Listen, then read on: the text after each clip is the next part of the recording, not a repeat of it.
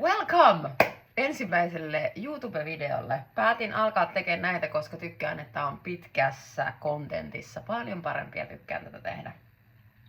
Katsotaan, miten tää videovirittely menee. Aloitin aamun sillä lailla, että kun keitin kahvia, laitoin purut tonne samaan, mihin laitoin vedet ja ne piti kaataa tonne alas. Mutta touhutaan tässä samalla, niin mä pääsen joskus uloskin.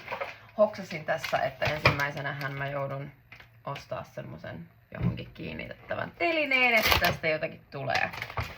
Tää on erään somevaikuttajan inspiroima aamuproteiinikahvi. Mä juon tätä sen takia, koska mä toivoisin, että tää mun höttöhius joskus paksuuntuisi.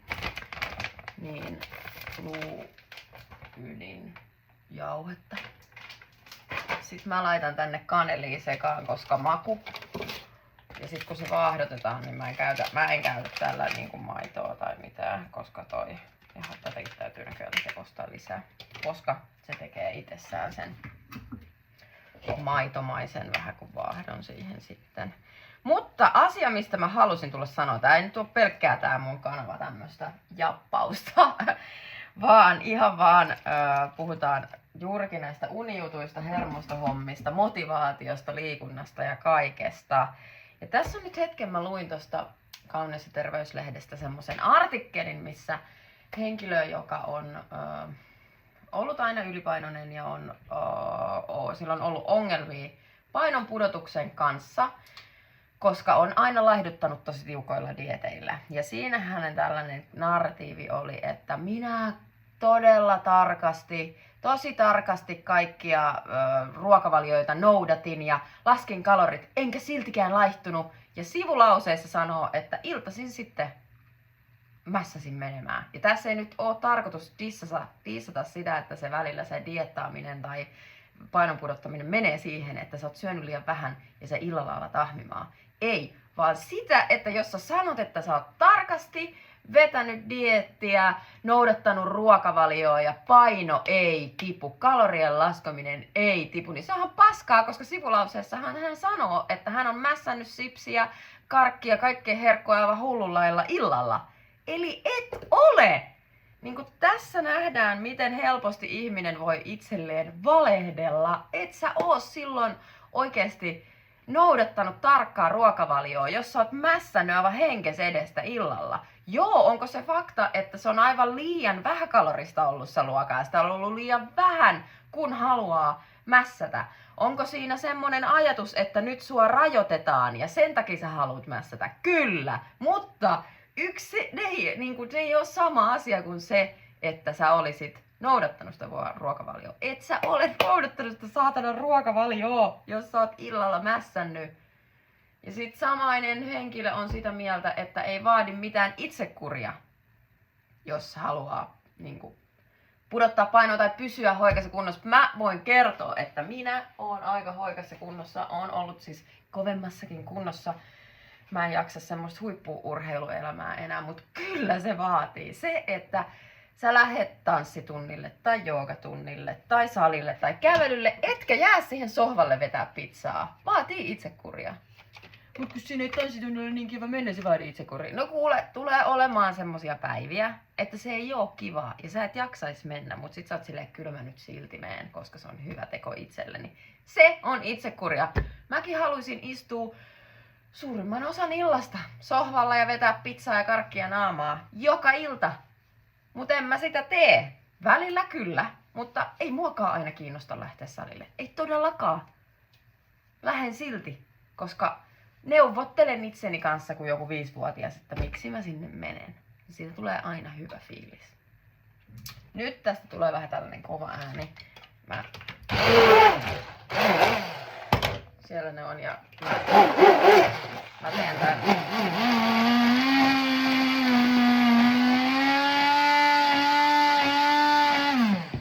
Mä teen tän tällä tehosekottimella. Ei tarvi ostaa kalliita blendereitä, toimii hyvin. Mut joo, silleen, et ei mullakaan oo niinku, se on mä oon tehnyt niinku aina semmosia arkisia pieniä valintoja. Kyllä, minäkin kaupassa valitsen nälkäisenä, ostan sipsipussia, syön sen autossa, ostan karkkipussia, syön sen autossa ja niitähän ei lasketa. Mut ei se niinku mullakaan oo, eikä kellään muullakaan oo silleen, jes mä lähden salille ja ihanaa, kaikki on niin, vaan ne on niitä valintoja ja tasapainoa ja että sä teet semmosia parempia valintoja enemmän kuin niitä huonoja valintoja. Ei kukaan oo täydellinen, kyllä kuule se sohva tuolla kutsuu. Ja sanotaanko itse fysioterapeuttina, siis mun polvi on tällä hetkellä aivan saakelin kipeä, se on siis monta vuotta sitten jo leikattu. Mutta en tiedä. Rasituksesta, vääränlaisesta rasituksesta, vaikka oon niinku tehnyt, mä en oo siis kesällä halunnut käydä salilla, niin ostin käsipainon kotiin ja oon tehnyt, siis se on 12,5 kilometriä, 50 rinnalle vetoa, niin mä en niinku usko, että se olisi se. Sitten on käynyt 3,5 kilsan lenkkejä, jotka ei nekään oo niin pitkiä. Ja jumalauta, mun polvi on siinä kondiksessa aivan saakelin kipeä. Nyt se taittaminen ei saatu, ojentaminen sattuu, mutta välillä sen päälläolo sattuu ja kaikki, että alan ammattilainen olen ja mullakin on niinku tämmösiä. Mä oon menossa tänään osteopaatille ja lääkäriin, että mä saan lähetteen fysioterapiaan. Ei ole kiinnostanut salitreeni, mutta nyt kun tää polvi on tällainen, niin kyllä se alkoi kiinnostaa. Että minäkin ihmisenä on semmonen, että välillä pitää mennä tänne ja se taas sieltä lähtee. Koko ajan mä jotain pientä on kuitenkin tehnyt. Mä en ole niinku ihan täysin lopeta fillaroin ja näin. Niin. Mut että miettikää vähän, mitä te itsellenne puhutte. Se on kaikista helpoin on itselle niinku valehdella. Ja jos mikään ei muutu, niin mikään ei muutu. Et vaikka joku asia tuntuu vaikealta, yleensä jos joku asia on uusi, niin se on vaikeeta. Vaikka niinku se, että sä päätät heilutella sun käsiä aamuisin, että sä saat lymfakierron menemään.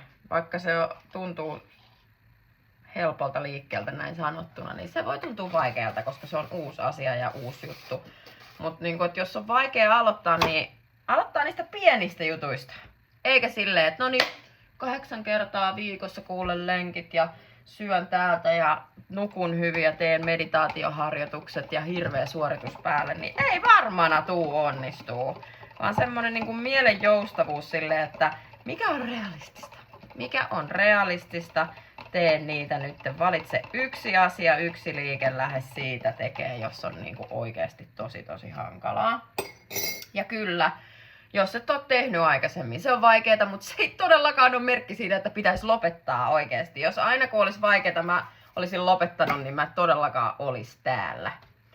Nyt mä laitan tänne tämmöstä, siis olen ollut ainakin somemarkkinoinnin uhri, tämmöstä NMN Ageless, joka pitää ottaa tämmöisen TMG-yhdistelmän kanssa, että ne menee yksin. Mä en siis myy näitä mitenkään, mä oon tilannut näitä, mutta koska tämän ikäisenä solut alkavat jo niinku vanhentua myöskin, niin tää kuulemma auttaa. Ja tää on ainakin mua auttanut siis piristymään tosi paljon. Mä olin ihan sikaväsynyt jotenkin kokonaan, mikä ei kiinnosta. Niin toi on auttanut. Koska mullakin on siis semmonen duuni ja mä luontaisesti haluan auttaa ja tykkään siitä, mutta sitten antaa koko ajan, niin sitten pitää muistaa antaa myös itselle.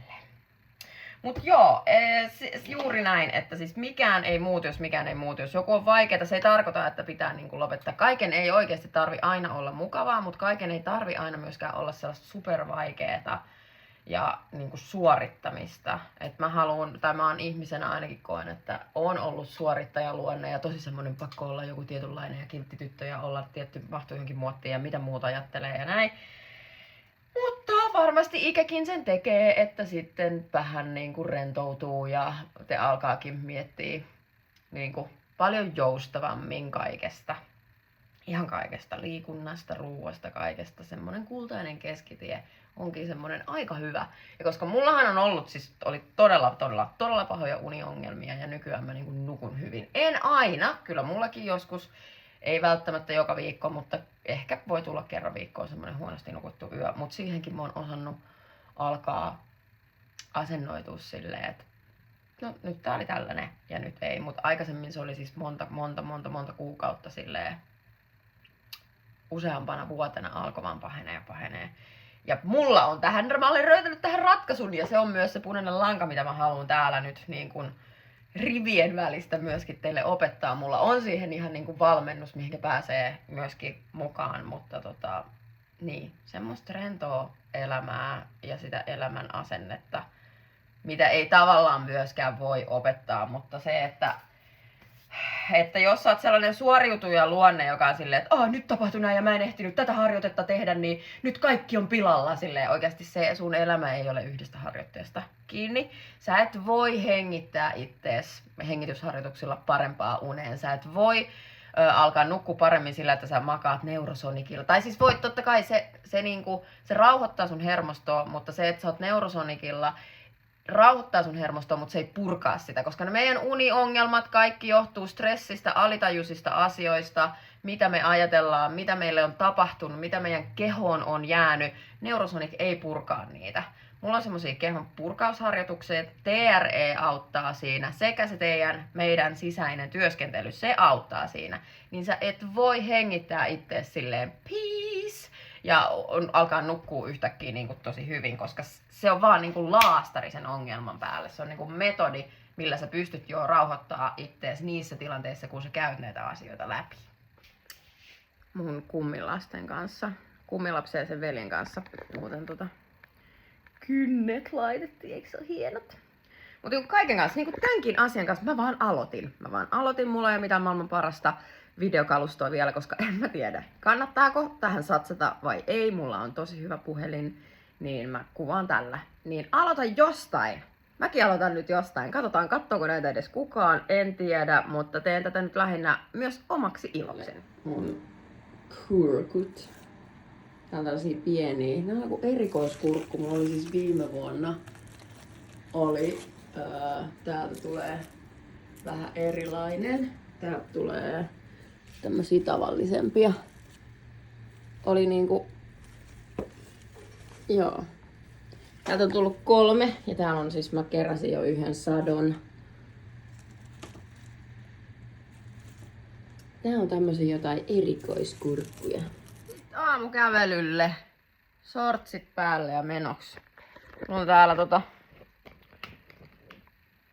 odottaa, siis mulla on nämä mikit, mutta totta kai kun aloitin, niin niissä oli akku loppu, mutta laitoin ne lataa ja aloitin silti kuvaan, koska tänään nyt tuntui siltä. Niin aloita. Muistakaa. Aurinkorasva. 50 naamaan. Ihan sama, jos kuinka paljon huollat ja syöt hyvin ja kaikkea. Jos et käytä aurinkorasvaa, niin se vanhentaa. Musta on tullut ihan kasvojen ihonhuollon friikki, tai pidän siitä myöskin. Haluan pitää ihostani huolta, sinne tulee juovia. Mua purentaa myöskin, mä puren hampaitahan perkeleesti yhteen. Mulla on kiskoinen, mutta se tekee semmoset puruvallit tonne. Niin sitä mä semmoista. Ja tänne on tullut, olen ikäni tehnyt sitä. Niin jumalautti, tänne on tullut semmoset viivat, mutta kun kosteuttaa, niin ne ei näy niin vaasti. Ja sitä se elämä on, silleen nyt voi mitään, mutta itse olen ne aiheuttanut. Nyt saan lauantaina uudet kiskot. Ja olin jo vähällä mennä laittaa myös botoksia tänne purulihaksiin, koska siis sattuu ihan saatanasti, kun mä ihan vaan monen tahaton liike. Mä huomaan, että mä työnnän mun leukaa eteenpäin, kun mä juon, niin sattuu ihan perkeleesti. Niin sekin, että jos on kova purenta, alitajuisesta stressistä, tai se tapahtuu yöllä, joskus se tapahtuu päivälläkin, niin jos sekin on, niin sekin pitää sitä hermostoa silleen koko ajan alertissa. Mulla joskus hammaslääkäri sanoi, että hampaiden kuuluu osua yhteen vain silloin, kun sä syöt. Jaa! Niin on sitten koko ajan yritetty tiputalla joka älä työ näitä. Mutta kun se botoksikin on silleen aika arvokas, niin mä en halua sitä sitten silleen, että jos mä nyt pärjään tästä, että se ei olekaan nyt niin kipeä, niin en mene vielä laittaa. Mä oon kerran sitä laittanut. Mulla alkoi siis korva soimaan, siis niin kovaa tinnitti, vaihto hurisi ja hyrisi ja niin, että siis se oli muutaman kuukauden varmaan. Mä ajattelin, että mä hyppään partselta alas, jos ei se Kaikkea muuta yritettiin, mikään ei auttanut, niin sitten menin lopulta laittaa botoksia tänne. Ja sillä se loppui, saakeli soiminen, ja mä olin todella kiitollinen.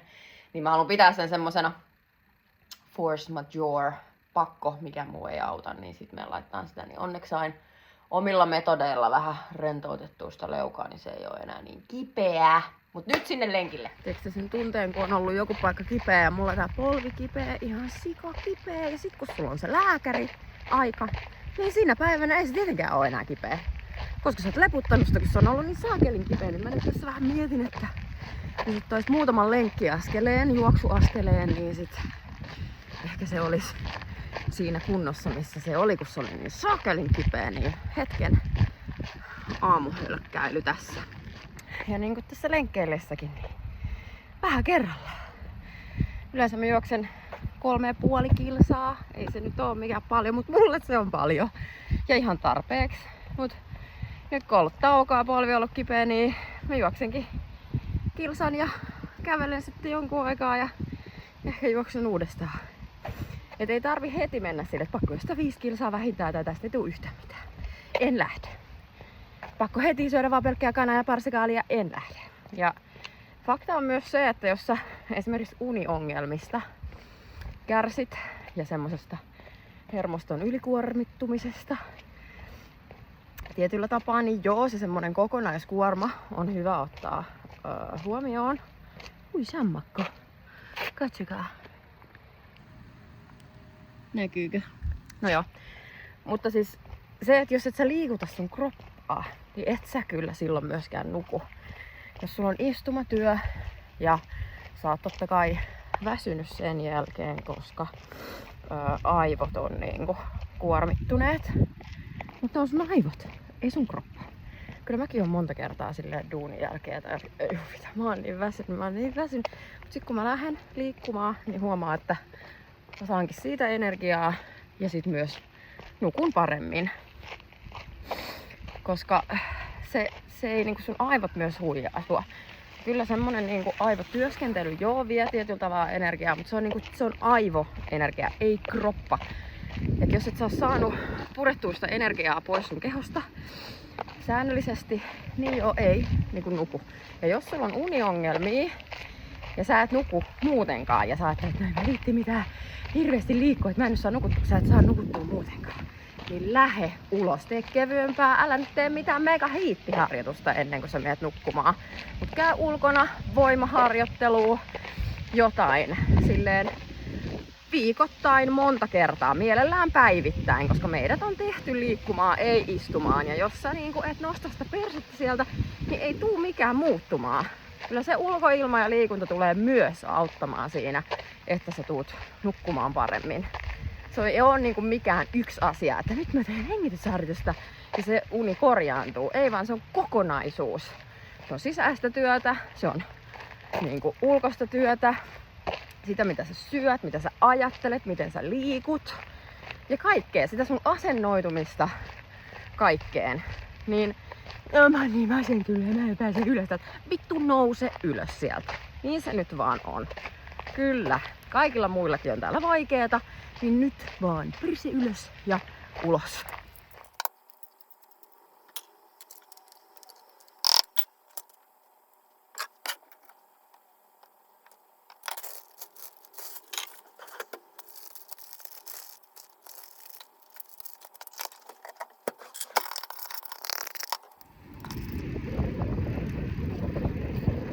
Siirtymät yleensä pyörällä. En mennyt turhaa osteopaatille. Siellä on siis ollut lantiossa joku virheasento ja sit mä oon juossut tollasella jalalla ja se on luonut painetta tonne niveleen ja nestettä ja bursiittia ja vaikka, siis siellä oli vaikka mitä. Helpotti. Nyt sitten lekurille, niin se varmaan imasee pois nuo nesteet tuolta ja tyssarille lähetettä, että saadaan linjaukset kuntoon. Ammattilaisenkin kannattaa käydä hoidettavana.